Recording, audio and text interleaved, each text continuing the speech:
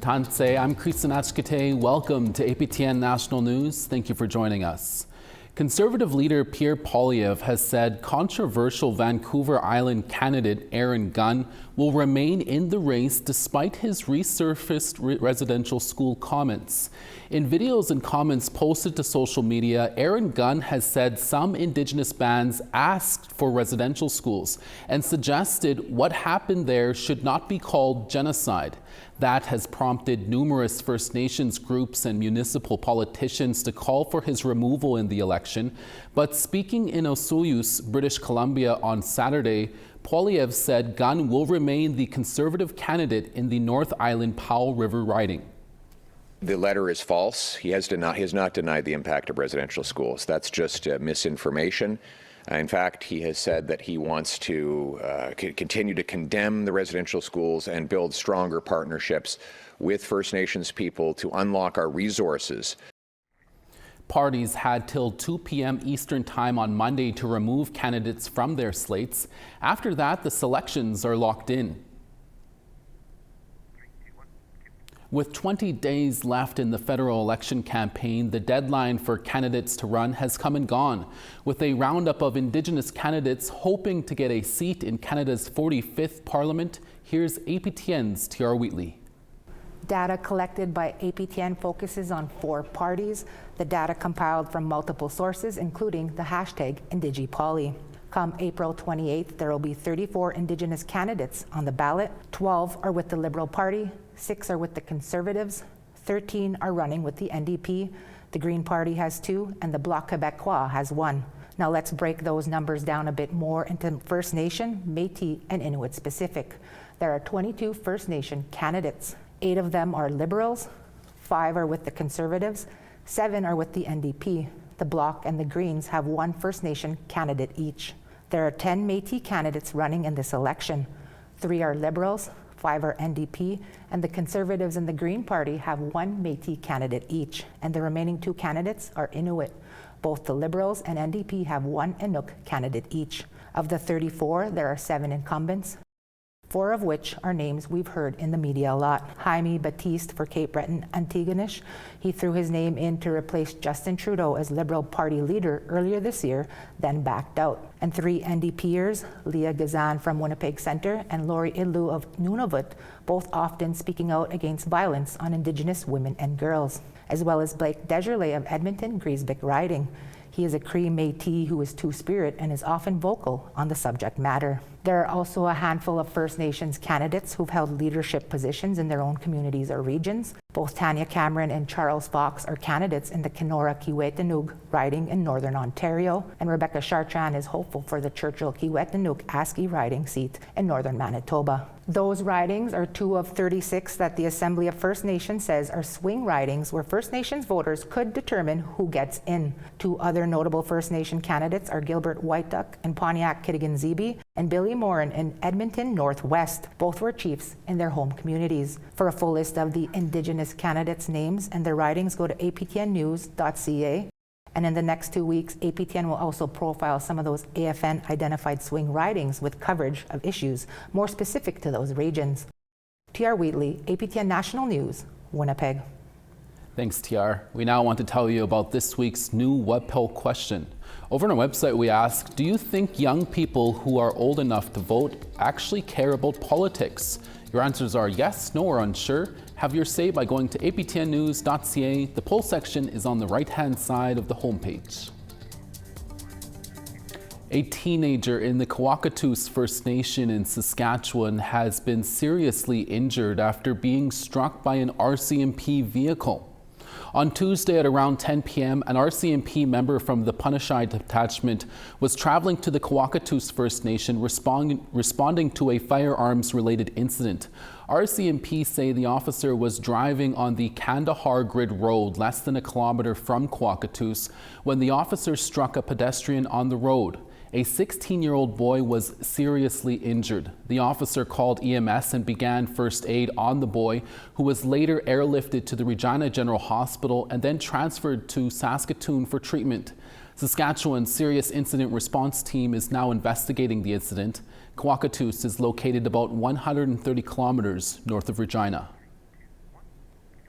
A new study highlights the disparity in child and family services contact with First Nations and non-Indigenous families over a 20-year period. 1 in every 2 First Nations parents had involvement with CFS in this time period, which was almost 4 times higher among First Nations parents than non-First Nations parents. It's among the findings of the joint study by the Assembly of Manitoba Chiefs and the University of Manitoba. It tracked data from 1998 to 2019 for more than 13,000 First Nations and just under 107,000 non-First Nations parents. It found 27% of First Nations parents experienced the removal of 1 or more children, and 10% had their parental rights terminated, 6 times higher than non-Indigenous families. Researchers are recommending First Nations-led care systems and reunification homes. The authors also suggest full government assistance and public housing for parents with children in temporary care, preventative supports, and holistic wellness for at-risk parents. Our nations, we have the solutions. We just need the support to ensure that we have capacity and the infrastructure to make sure that our children and families are supported in community. Manitoba's Families Minister says the report is a reflection of historical child welfare in Manitoba. She says the system was predictated on Indigenous families being labeled as unable to care for children. My number one focus is to decolonize child welfare. My number one focus is to ensure that children are with their families, in their communities, immersed in their language and their culture and their traditions. Nahani Fontaine says the province is working to keep families together by transferring power to Indigenous child and family service agencies and encouraging placing children with their own families for care. After years of inaction from the province of British Columbia, the Sewali First Nation recently gathered with community members to clean up a problematic homeless encampment that sits at the entrance of the First Nation near the Chilliwack River.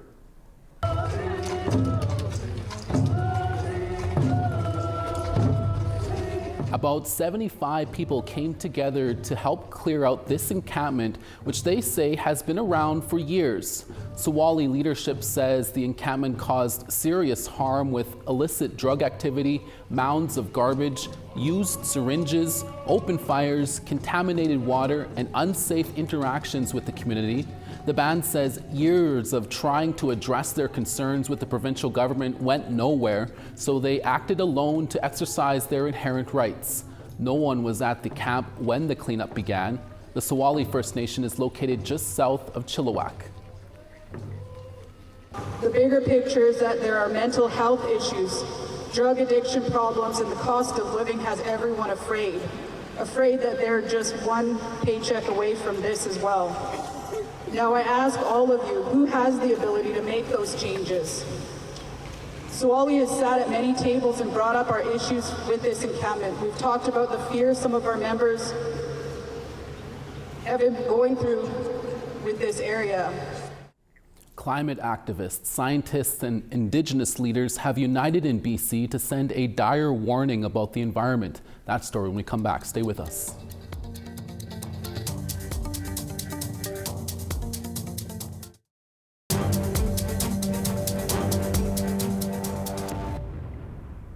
Welcome back. A climate action event is currently underway in Vancouver this week, where scientists and experts are sharing their knowledge about what's happening around the globe with the changing weather and climate. APTN's Tina House was there and brings us this story. For years, scientists have been raising the alarm over what they say is a climate emergency. From the rapid melting of the ice in Greenland due to warmer ocean temperatures, the result is rising sea levels estimated to be as high as 7 meters all over the world. Where these glaciers extend out into the ocean, warmer ocean temperatures are melting them up to 100 times faster under the surface than above. Temperature rise and melting in the interior causes the ice sheet to lose more ice than it gains each year. In turn, The equilibrium line is retreating further inland, while the glaciers are sliding further toward the coast and into the warming oceans.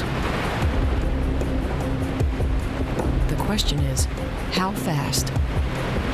Scientists also say if we don't do anything to stop the carbon pollution into the atmosphere, we can expect more extreme wildfires due to drought in some areas.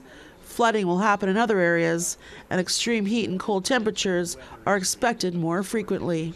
At this climate action event in Vancouver, over 100 people from the scientific community, Indigenous leaders, and community members gathered to hear about what's the latest predictions when it comes to global warming and how it affects every living thing on the Earth. The keynote speaker is Dr. David Suzuki. He says massive extinction events of species is already happening at an alarming rate. Another 1 million species are on the brink of extinction. Earth has entered a 6th period of mass extinction, and we know the cause, which is us. We are the only species with the intelligence to foresee our demise as a species. The tragedy is that we now know we are threatening our own survival, and we know how to avoid the current threat, but are unable to take the steps. The event was organized by the First Nations Summit, an Indigenous political organization.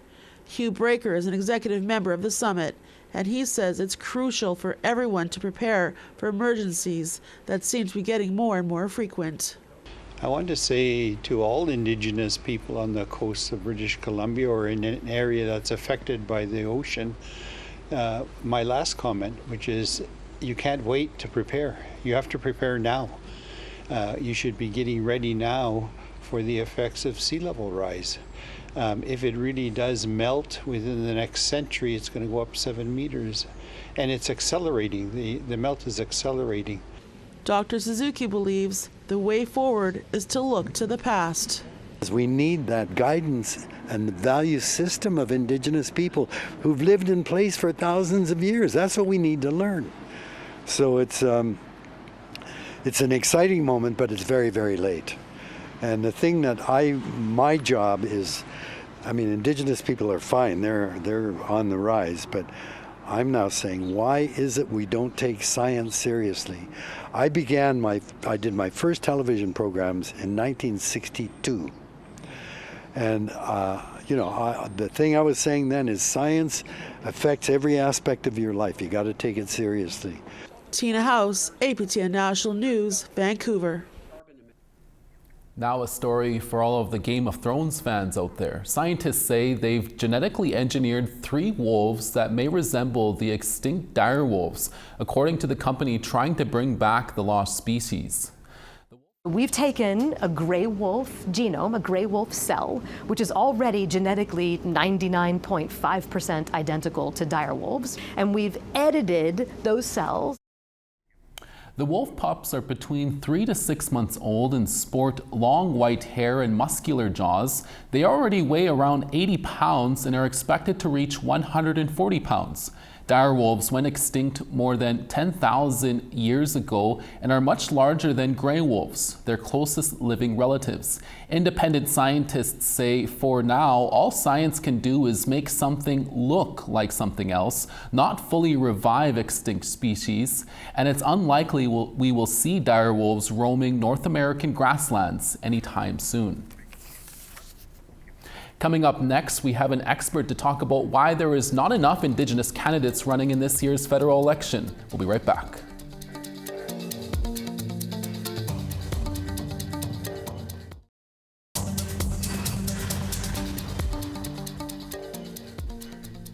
Starting on the East Charlottetown 1, Halifax, sunny and 0. Cartwright -3, La Grande River -11. Saint Jovite -3, Quebec City -4 and partly cloudy. Sunny in Ottawa at -2, Peterborough 0. Sudbury -4, Thunder Bay 1. Puckatawagan 1, Thompson 1. Winnipeg 1, Gimli 0. Partly cloudy in Regina at 4, Saskatoon 4. 3 in Stony Rapids, La Ronge, sun's out there as well, and +2. Rain in Peace River at 15, Fort McMurray 15 as well. 16 in Medicine Hat, Calgary 16. 14 in Penticton, Vancouver, rain in 13. Rain in Fort Nelson at 11, Smithers 10. 5 in Whitehorse, Mayo 7. Fort Simpson 13, Yellowknife 4. -2 in Sax Harbor, Polituck 6. -5 in Baker Lake, Chesterfield -5. And Arctic Bay -8, Aglulik -8. Thanks for staying with us. The 45th federal election is just around the corner, and with that, over 1,800 candidates Canada-wide have put their names forward in hopes of becoming their riding's next MP. But in places like the Yukon, no Indigenous candidates are running. Here to talk about that is Ken Coates, Professor Emeritus for the Johnson Shoyama Graduate School of Public Policy at the University of Saskatchewan and Distinguished Fellow and Director of Indigenous Affairs at the Macdonald-Laurier Institute. Professor Ken Coates, thanks so much for joining us today. No Indigenous candidates in the Yukon are running in the federal election. In fact, there are no Indigenous people known to have run for a federal election in the territory since 2015. What are your thoughts as to why that is? So it's always interesting because in one sense it's kind of unfortunate. We want to have Indigenous folks who have access to the whole political process, who participate in national politics. But think about it in a different way. The Yukon has one of the most intensely participatory democracy units in the world because you have Aboriginal self-government in so many of the First Nations in the Yukon. If you don't, you have a band council. You have very active Indigenous participation in the Yukon territorial election. You've had city councillors in Whitehorse and certainly in the smaller communities. So if you looked at it in a different way, you would say, good heavens, Indigenous people, First Nations people are really heavily involved in Yukon politics generally. And the second reason is a little bit less pleasant, I guess, is that 75% of the Yukon's population is non-Aboriginal. And so if you're trying to run for federal office, you want to make sure you reach that demographic as well. And that's meant it's really tended to be sort of fairly prominent professional people from Whitehorse tend to be the ones who sort of stand for public office. And it's not a terrible surprise given demographics and political realities. Yes, for sure. And the lack of Indigenous candidates isn't just limited to the Yukon. There's other ridings across Canada that also don't have Indigenous candidates. Can you speak about some other ridings where this applies as well? And why aren't Indigenous people running there? You talked about it a bit.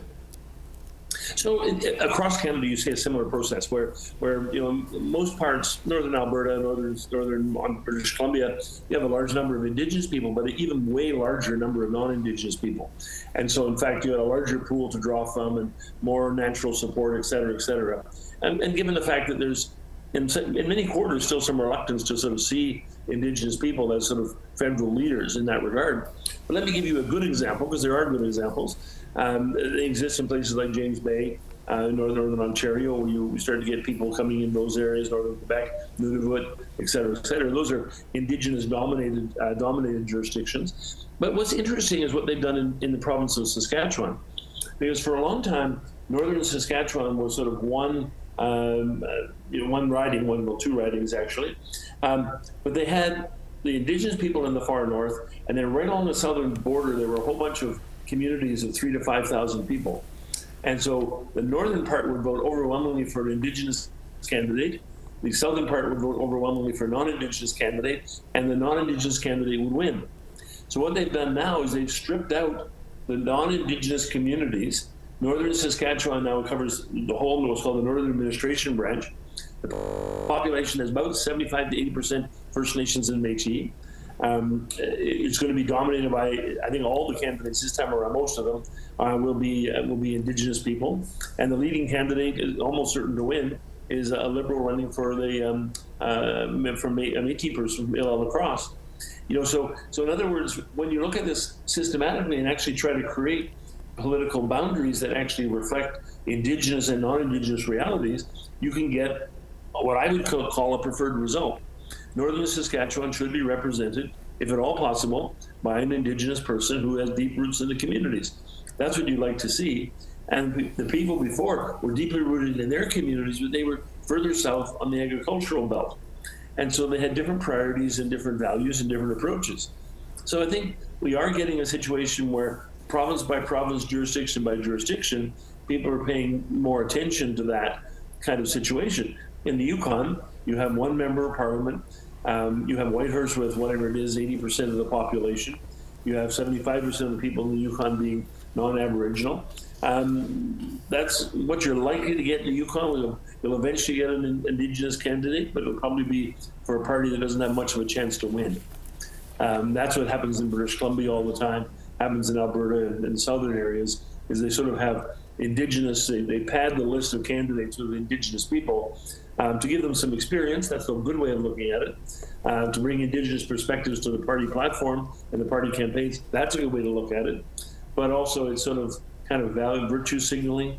Hey, we have 5 Indigenous candidates, not one of them has a good chance. So I don't like that last one.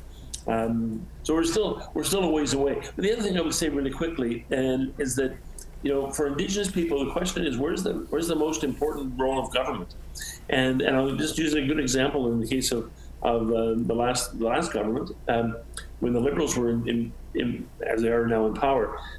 Jody Wilson-Raybould came in as an extremely powerful and influential cabinet minister, Minister of Justice. She was treated abysmally by the Prime Minister and by some of her colleagues. She had two colleagues who resigned in protest over her mistreatment. And that sent a really important signal. And the signal was, you can come and become a federal politician, but you better behave.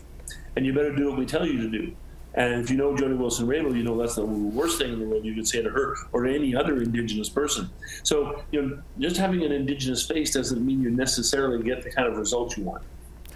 Ken Coates, we'll have to leave it there. Thank you so much for speaking with us today. You're more than welcome. And that's your daytime newscast for this Wednesday, April 9th. We're back again in a few hours for your evening newscast with more news stories. Please join us then. From our reporting staff across the country and from our HQ here in Winnipeg, thank you for watching and we'll see you again. Excellent.